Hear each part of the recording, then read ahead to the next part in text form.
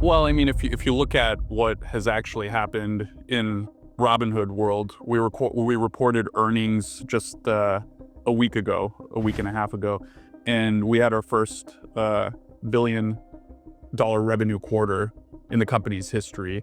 The business has been doing tremendously well. I mean, record net income, profits, record net deposits. 2024, we had 50 billion of net deposits into the platform. So business is doing well. And if you look back, rewind to the day after earnings, I think the stock had a very positive reaction.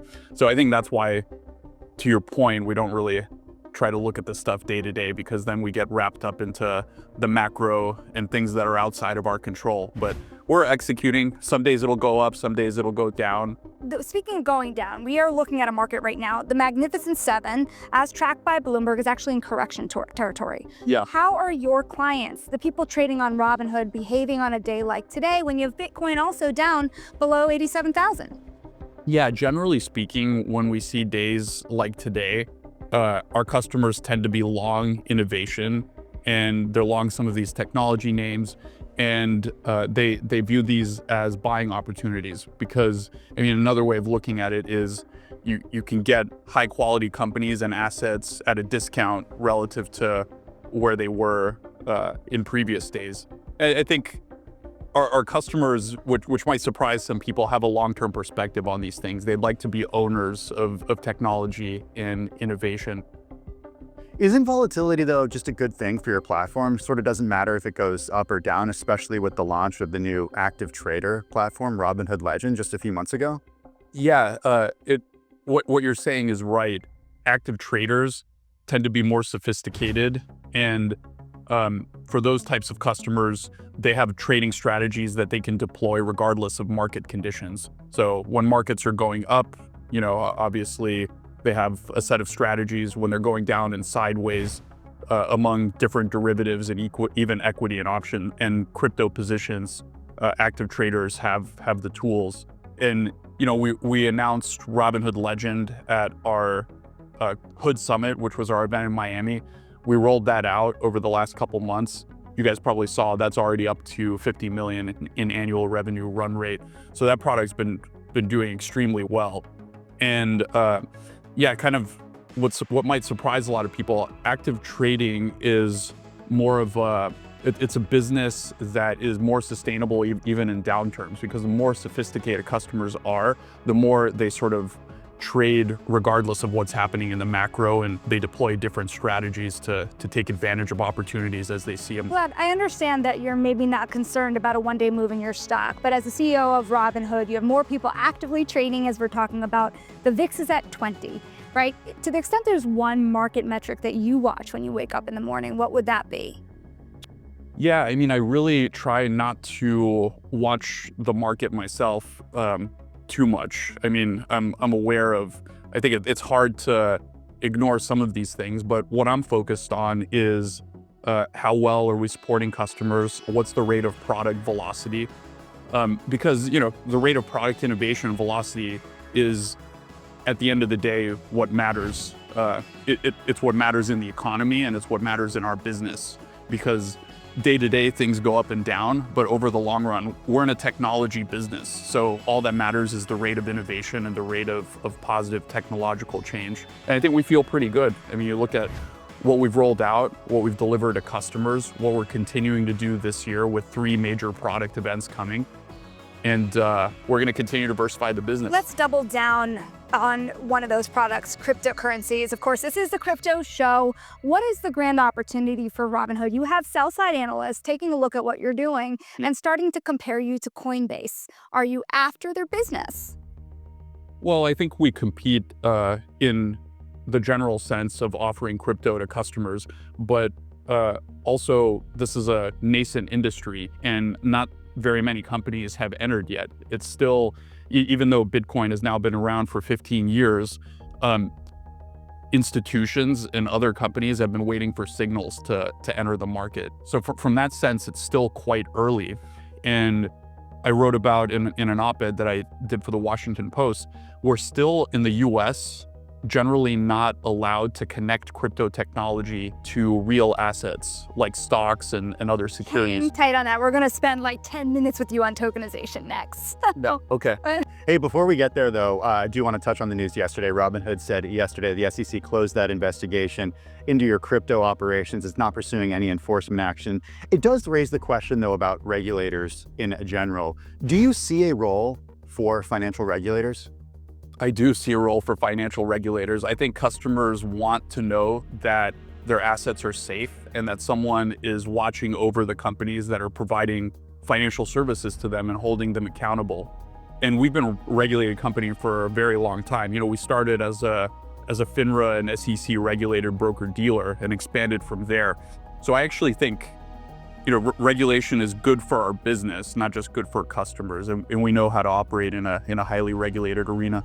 All right. And we're back with Robinhood CEO Vlad Tenev. And Vlad, you spoke to us a couple weeks ago about the potential for tokenization. You were talking about that op-ed you wrote in the Washington Post. And a day like today, I was watching, okay, NVIDIA down almost 2%. You know, it's probably not down 2%. SpaceX's private stock, right? You made this point that it was ludicrous that investors could buy meme coins without really prohibiting it from the regulators, but you cannot get access to private stock. How soon can you buy SpaceX on Robinhood? Yeah, I think that's a good question. We need a few things to happen in order for this to be possible.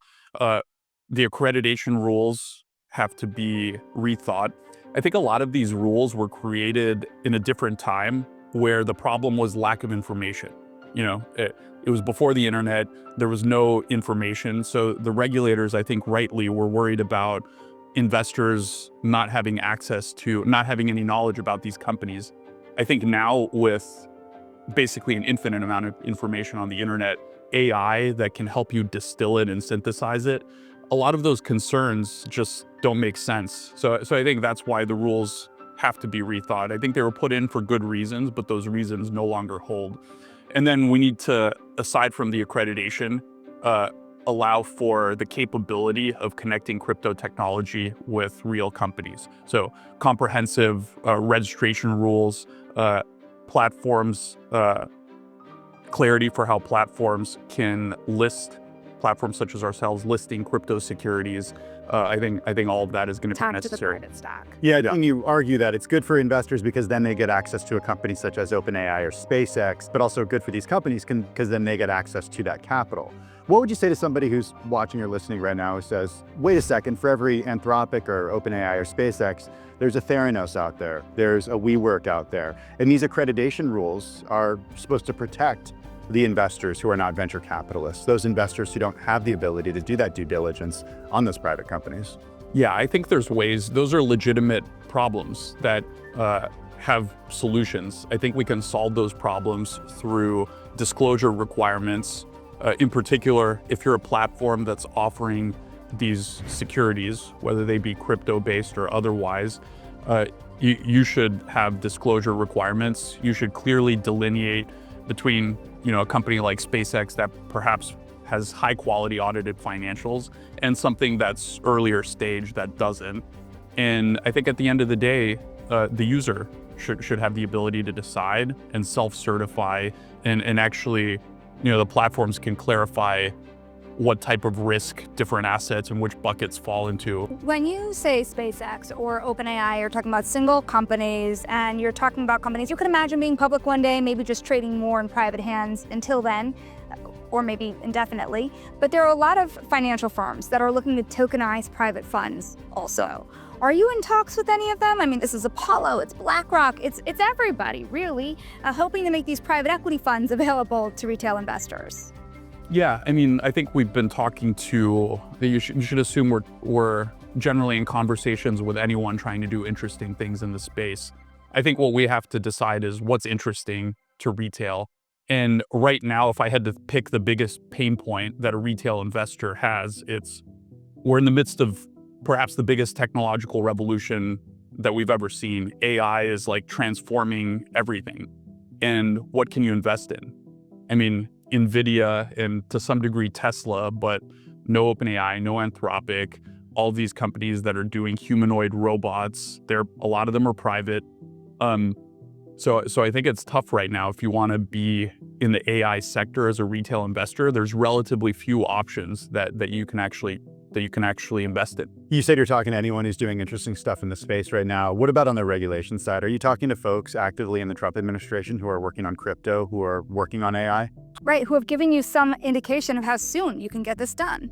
Yeah, I mean, I'd say that when we talk to folks in the administration, everyone's really motivated to make the U.S. the leader in this industry. You know, there's these two technological shifts that are happening, crypto and AI, and they're happening simultaneously. Have you been able to speak with David Sachs?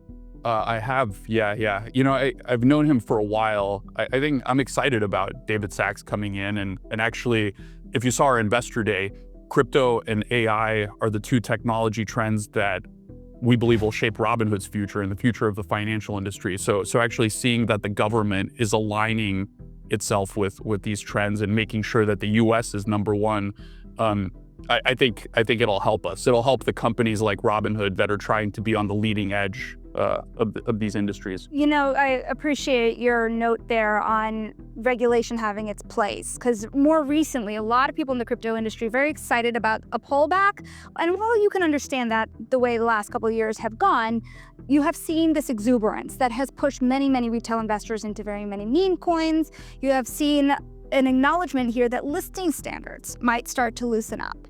What do you make of the meme coin frenzy that probably doesn't look that good to many people today?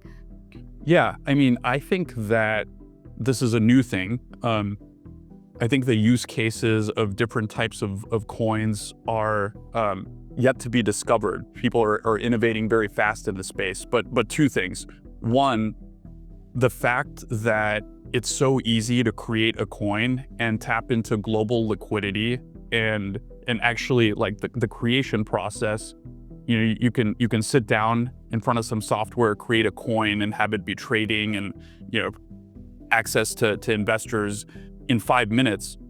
That's a scary thing, but it's also an incredibly powerful thing if you juxtapose it with how cumbersome the IPO process is. And it takes months, companies aren't doing it.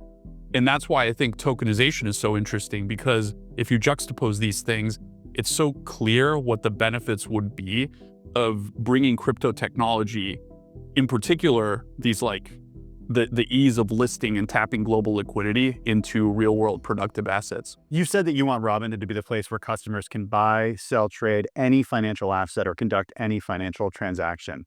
What is your ultimate vision here? I mean, is this going to be a place where people could buy and sell real estate one day? I think so. I think whatever a customer wants to invest in, and there actually is an overlap with real estate between, you know, assets that you actually utilize and are also investments. And a lot of our customers are interested in that. So yeah, every asset that's investable, and even, you know, some assets that you'd like to hold in physical form are all in scope of the vision. Hey, before we let you go, want to hear a little bit about the new startup, newish, Harmonic, that you co-founded back in 2023. You're looking to build the world's most advanced reasoning engine. You're also executive chairman there.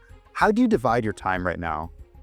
Well, so I'm chairman, which is a board role, and I'd say I'm much more involved than a typical angel investment. But there's an amazing CEO and a great team at Harmonic that are operating day to day, and you know they let me help them out and hang out from time to time. But I'm not operating like I am at Robinhood. Mathematical superintelligence, so I hear very complicated things going on for... I think solving a real problem. I mean, like the models need to, right now the models are very confident about spewing wrong information. And in a lot of domains like financial services and even news media, those hallucinations can be pretty critical. So we're trying to solve that problem.